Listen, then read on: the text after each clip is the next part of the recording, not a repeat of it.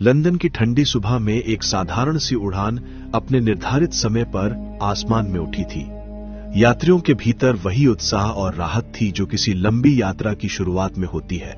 कोई अपनी सीट पर फिल्म देख रहा था, कोई खिड़की से बादलों को निहार रहा था और कुछ लोग तो सिर्फ अपने विचारों में खोए थे। सब कुछ बेहद सामान्य था, जब तक कि कॉकपिट में लगे रेडियो पर एक अजीब सी चेतावनी नहीं गूंज उठी। पायलट, जो वर्षों से उड़ान भरता आया था, अचानक मिले इस संदेश को सुनकर तनाव में आ गया। सामने एक विशाल और अनियंत्रित तूफान बन रहा था जो सीधा इस फ्लाइट के रूट को काटने वाला था। यह तूफान इतना शक्तिशाली था कि विमान उसके बीच में फंस जाए तो बचना लगभग नामुमकिन था। जोखिम को समझते हुए पायलट ने तुरंत रूट बदलने का निर्णय लिया। नए रास्ते की जानकारी उसके सिस्टम में दर्ज नहीं थी, इसलिए यह निर्णय उसकी पूरी टीम और क्रू के लिए असामान्य और थोड़ा डरावना भी था। विमान धीरे धीरे अपनी दिशा बदलता है और यात्रियों को केवल हल्का सा झटका महसूस होता है। शुरू में किसी को कोई अंदेशा नहीं था कि यह बदलाव आगे आने वाली अनगिनत घटनाओं की शुरुआत बनेगा। कुछ ही मिनटों में विमान के सिस्टम में गड़बड़ी शुरू हो गई। सबसे पहले जीपीएस अचानक असामान्य रीडिंग देने लगा, मानो जंगलों और पहाड़ों से भरे किसी अनजान इलाके के ऊपर पहुंच गया हो।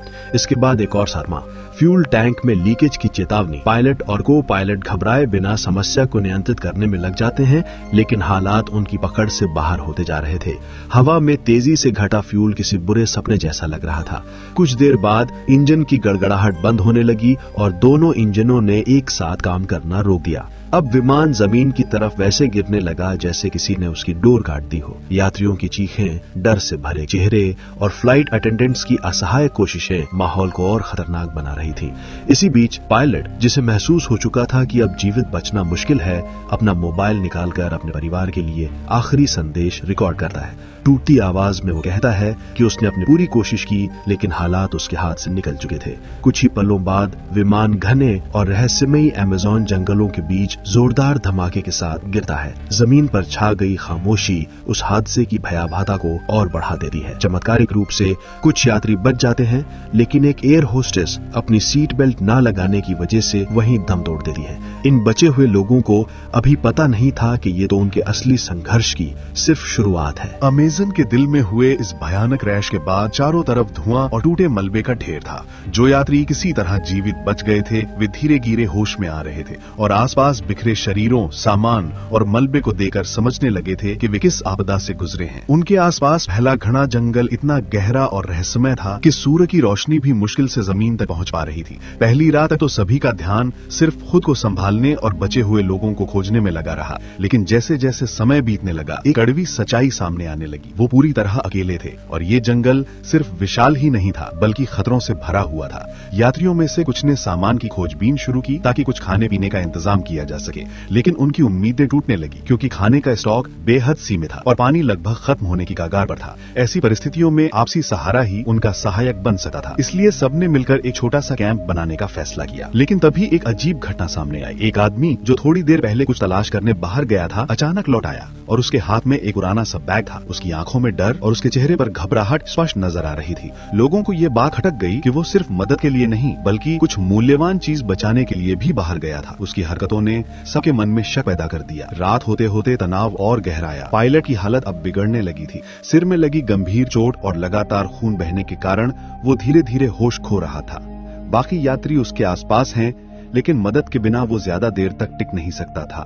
कुछ ही देर में पायलट ने आखिरी सांस ली। उसकी मौत ने यात्रियों के मन में एक नया डर भर दिया। अगर नेतृत्व करने वाला इंसान ही नहीं रहा तो अब क्या होगा? इसी बीच जंगल में कहीं दूर से अजीब आवाजें आने लगी। लगता था जैसे कोई जानवर उन्हें दूरी से देख रहा हो। लेकिन यह डर सिर्फ बाहरी नहीं था, अब यात्रियों के बीच भी संदेह उभरने लगा था।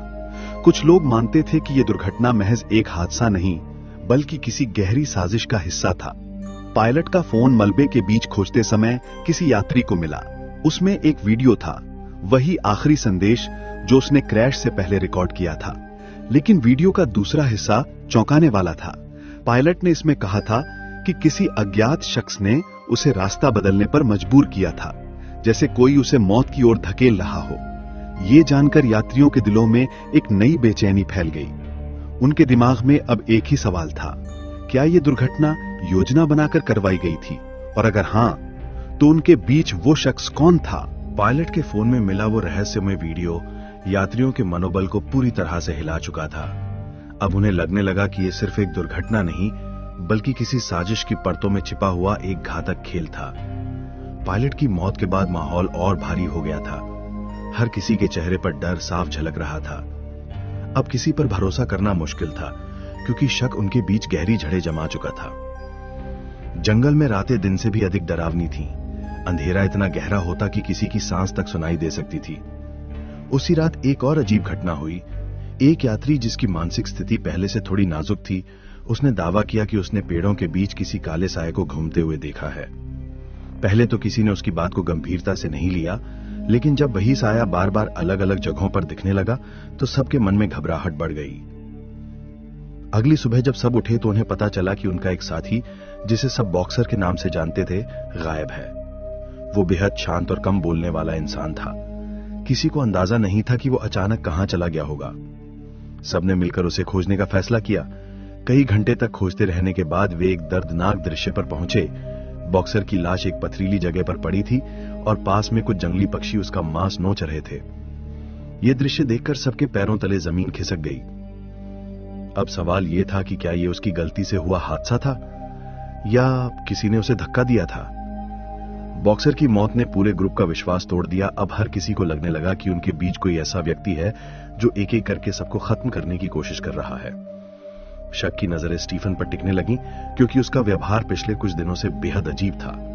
वो हमेशा अकेले ही कहीं निकल जाता था और किसी के सवाल पूछने पर उससे बचता था।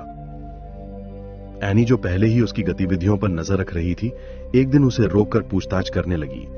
उसी दौरान उसने स्टीफन की जेब में कुछ बिजनेस कार्ड और एक पहचान पत्र देखा, जो उसकी बताई पहचान से बिल्कुल अलग था।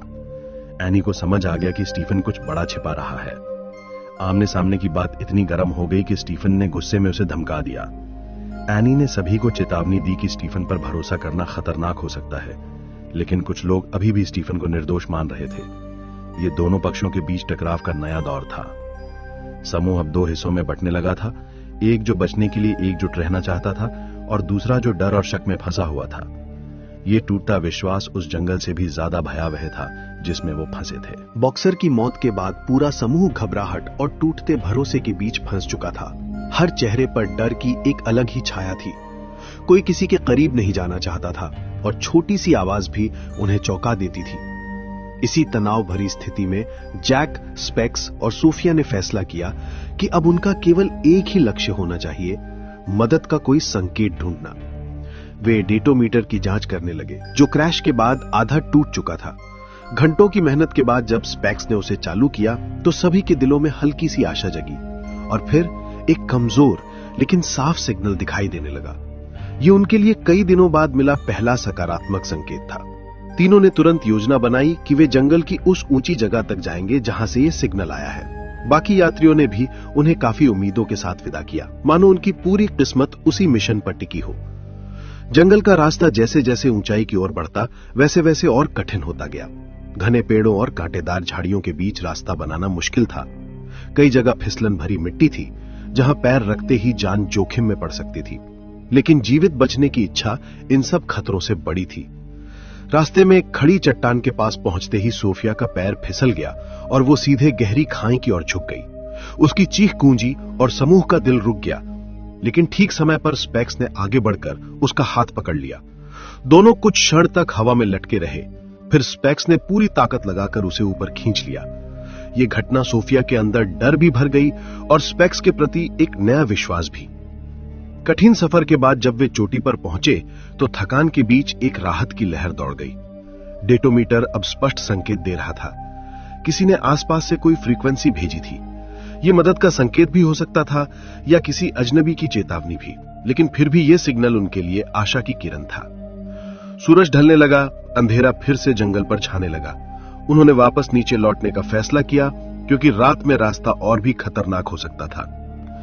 लेकिन लौटते समय तनाव दोबारा भड़क उठा।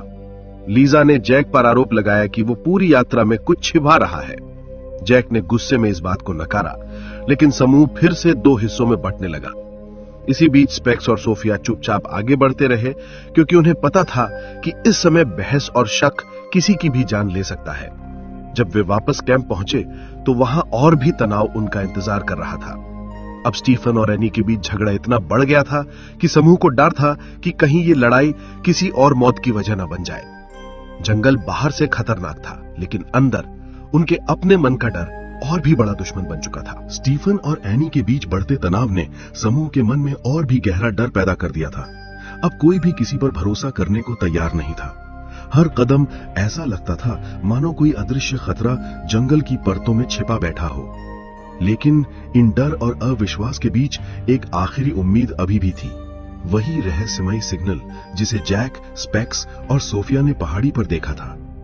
अगली सुबह वे सभी उस दिशा में जाने के लिए तैयार हुए जहां डेटोमीटर ने संकेत दिया था। ये उनका आखिरी प्रयास था।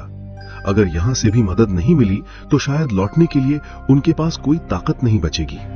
जंगल के अंदर कदम बढ़ाते हुए उन्हें कई खतरों का सामना करना पड़ा। उसी समय पीछे से एक चौंकाने वाली चीख सुनाई दी, एनी! सब दौड़े, लेकिन स्टीफन कहीं दिखाई नहीं दिया। एनी कांपते हुए बोली कि उसने स्टीफन का असली इरादा समझ लिया था और उसी ने उसे चुप कराने की कोशिश की। बाकी यात्रियों को अब साफ हो गया था कि स्टीफन सिर्फ अजीब नहीं, वो बेहद खतरनाक भी बन चुका था। उसी माहौल में एक और भयावह दृश्य सामने आया। पेड़ों के बीच एक पुराना जंग लगा एंटेना टावर दिखाई दिया।